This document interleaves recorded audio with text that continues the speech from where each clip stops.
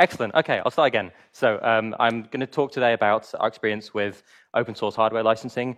My intent is not to go into great depth, into nitty-gritty details. It's to give a short, straightforward overview of our experiences navigating what is clearly a very complex topic with a wide range of stakeholders. It's helpful, of course, that I'm not trying to give a detailed legal analysis because I am not at all qualified to do so. I also note that I might express a number of opinions in this presentation. They don't necessarily represent the opinions of low risk as a whole, which I have sort of flavor with my own point of view. So just a little bit of background on low risk and sort of where we stand in the ecosystem, which I think is useful to help understand our approach to licensing. So we are a not-for-profit company with an engineering tech team based in Cambridge, UK. We work on collaborative engineering projects with a number of partners. You might have seen some announcements recently about work we're doing with Google, and of course, Philip is going to be talking about the IBEX core on Friday. So we see there are clearly a range of other organizations in the ecosystem today, those focusing on specifications, IP repositories, as well as, of course, commercial outfits, either selling work for hire or trying to tape out chips or produce their own IP. We're a independent not-for-profit with our engineering team who work with all of those organizations and more, providing development, long-term support and maintenance, and a home for actively developed projects.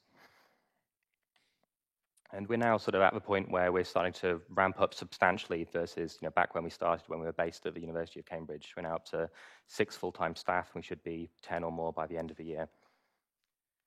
And so, our focus has really been producing, engineering artifacts, producing high-quality open-source IP, getting it out there into a wider ecosystem. Our focus is not on trying to innovate in terms of open-source hardware licensing. That's an interesting, difficult problem, but there are other organizations and other people who are, much better set up in order to try and do that. So there are. When we started this project, we looked at we go through the decision procedure that anybody does when trying to pick a license. There are a number of things which immediately come to mind. I guess the first one is that in many cases, it's not actually a decision in your control anyway, particularly if you're building on top of someone else's work. Even if it's permissively licensed so that you can slap on your own license on top of it, in most cases, it's pretty silly to do so. You're just creating an unnecessary downstream fork. So if in our case, we started off building on top of the Rocket design from UC Berkeley, which at the time was BSD licensed.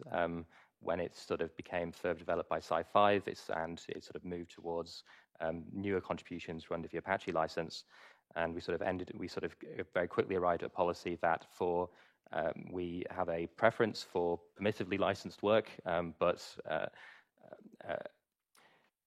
we have a preference for permissively licensed work, but also a preference to continue with whatever license is used upstream in order to ensure we have full compatibility with the upstream work.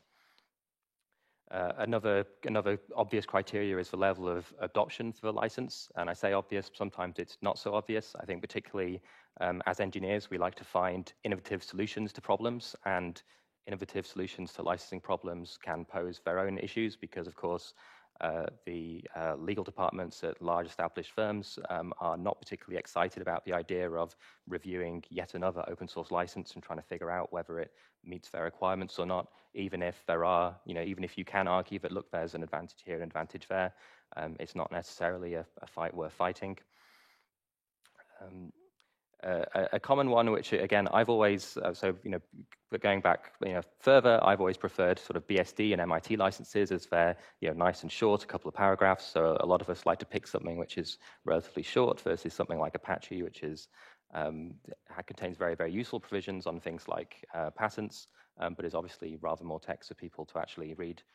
And so we ended up where we started with Solderpad for new projects and sticking to the upstream license otherwise, I said, and a preference for permissively licensed code.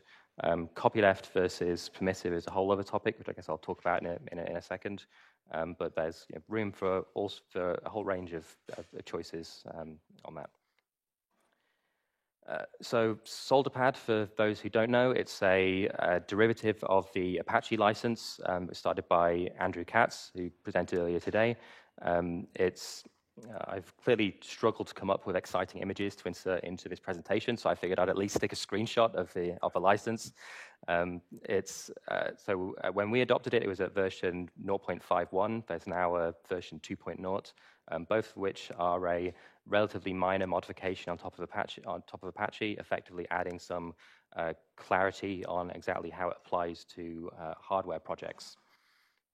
And so for new work, new IP blocks that we started to develop, these are released under Solderpad, whereas for modifications to Rocket, we'd stick with the upstream license.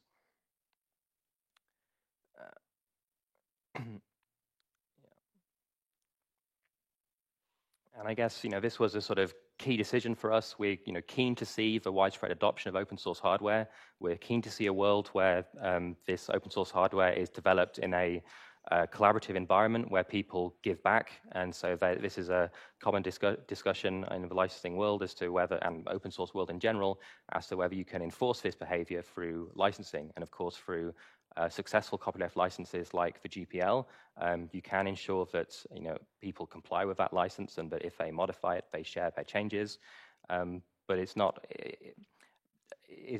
I think that there are limits in terms of what you're able to enforce with a license. So yes, you can ensure that someone will share their changes if they make them, but often what you really want is that people will come and do the work to actually help work with you to upstream it. And there are sort of other pressures which might encourage people to do that. So in the LLVM community, which is where I've spent a lot of time, although that's under a permissive license, there's actually quite a strong incentive for people to get at least a large portion of their changes upstream, mainly because that it actually saves money, because there's the cost of maintaining downstream patches is relatively high, because internal APIs are changing all the time. You end up creating features and they don't quite match with other development work which is going on. So there are a whole. So I think that there's, I guess, another aspect for us was that we are, the idea of copyleft is attractive, but it's certainly at the time that we started, the status of copyleft licenses for hardware wasn't particularly well developed. That's obviously been moving forwards with the most recent version of the CERN open hardware license. But given that we are taking on a hugely ambitious engineering project, we felt that it would be going a step further and trying to pair that with an ambitious licensing project in terms of trying to adopt and encourage the adoption of a wider acceptance of a copyleft license would be maybe something which was beyond what made sense. And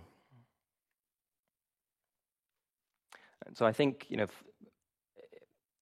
from my perspective, we've seen that there are clearly examples of open source software projects, particularly things like the Linux kernel, where the copyleft licensing has been hugely successful in both encouraging the publication of that work, and that the publication of that work has been useful for end users in that people are able to get access to driver sources, port them to newer versions of the kernel and things like that.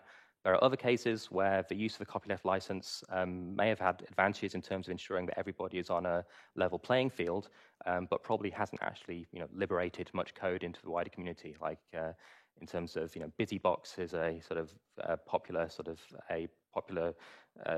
It basically provides a bunch of Unix utilities, often used in sort of embedded targets. It's famously under the GPL, but it's hard to imagine that more than a few hundred lines of code have been released under the GPL due to purely by people being forced to release the source of that. Because for the most part, people take it, they embed it into their product, and then when they fail to comply, it's normally not because they have something secret to hide. They've just sort of failed to properly understand the terms of a license. So a few observations from talking to people in the community, engineers and other companies. I think I've kind of hinted at this before. There's often this mismatch between expectations of engineers versus what they can get out of lawyers in the legal community. there's an expectation often that this is something where there's a definitive answer. We can pick out our requirements. We can choose the best license, and that's it. Or that there even is a single answer. Whereas lawyers disagree quite a lot. This is often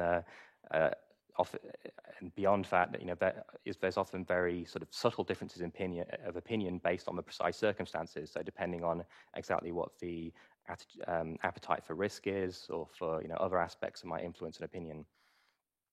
It's definitely a field where it's important to make pragmatic trade-offs, at least from our perspective.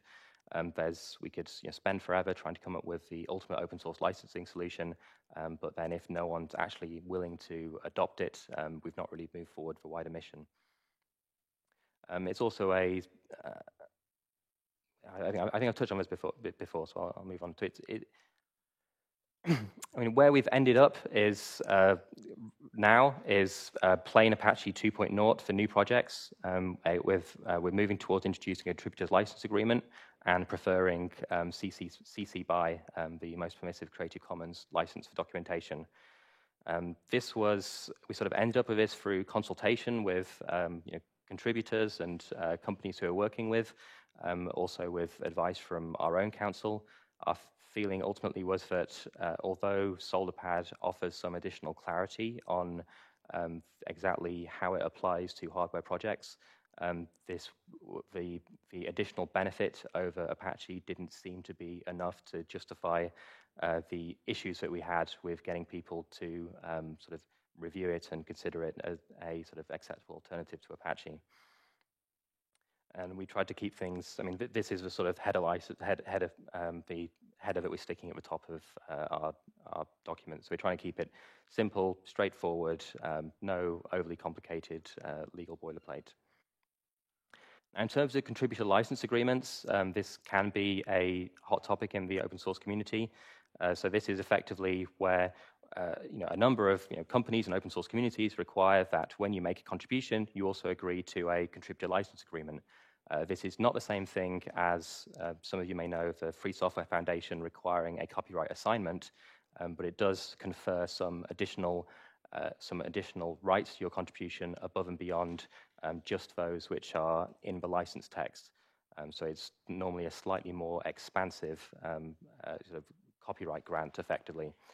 And so there are some concerns about this due to the fact that it is asymmetric, in that rather than having both the host of the open source project, so either the company or the not-for-profit, and the contributors having the exact same terms, that company or project has, I guess, more rights versus individual contributors.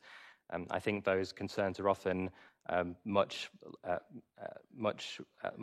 greatly reduced in the case where it's permittively licensed anyway, because the gap between the upstream versus downstream users is much smaller. There's not really much difference between one permissive license versus the other. Whereas if you're talking about a GPL versus a sort of full license grant, that's a very different thing. Also, different when it's potentially when it's a corporation versus a independent not-for-profit, which is such as in our case, where we're sort of set up to benefit a particular community. So one of the advantages of having a CLA is that it does give some flexibility in order to sort of react to issues that may occur. So one thing that happens sometimes is that, say, one contributor or maybe perhaps somebody else may have a particular interpretation of the license. Sometimes this interpretation of the license can be completely at odds with both the upstream project and all other contributors. So maybe in the Apache case, someone believes that the requirement to share a copy of a license requires that you stick it into onto your mask for the chip you're producing. Having these extra rights means that you have the organization has the ability to say, well, no, actually, that's not the way we interpret it, and sort of move on from that. We're also finding it's useful, particularly where we have maybe a slightly different permissive license for documentation versus the code. When things move perhaps from one to the other, it's straightforward. There's no concern about trying to keep the exact same license headers.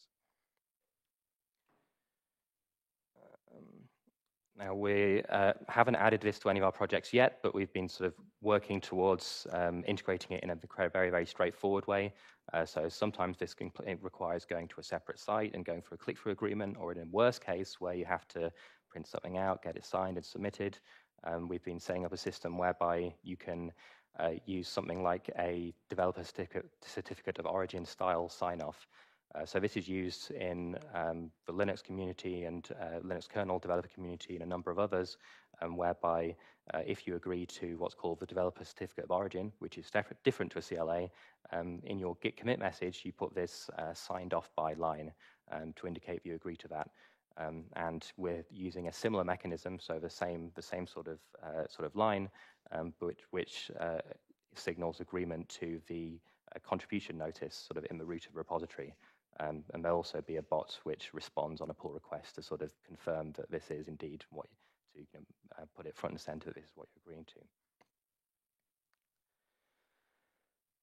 And so I think I'll end it there. A few final notes. Resources you might find useful to go and look at or talk to. Lawyers are useful. There's the Google open source casebook, goes through a number of issues in great detail. Also organizations like FOSSI, Free Software Conservancy, FSF, Apache, various others. I should know low-risk of hiring, and do come along to Philip's talk tomorrow about IBEX. Thank you. Any questions? Thank you, Alex. Do we have questions? I want to use this one again. Mm-hmm.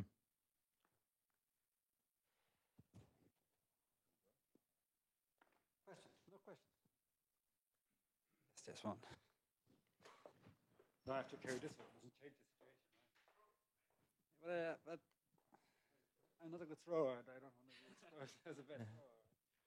So I didn't understand so what is the difference between a CLA and the Free Software Foundation's copyright assignment? So with copyright assignment, you are well, as it says, assigning the copyright to a different organization. So my understanding of the FSF copyright assignment is that you assign them the copyright, they then give you an unlimited license back.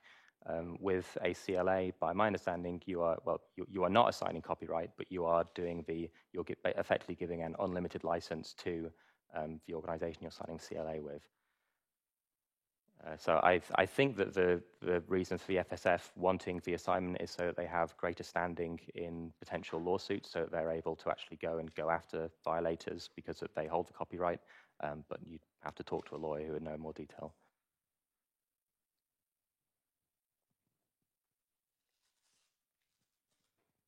Okay, any other questions? We're still managing this cube. Great. Thank you very much. Then let's thank Alex again.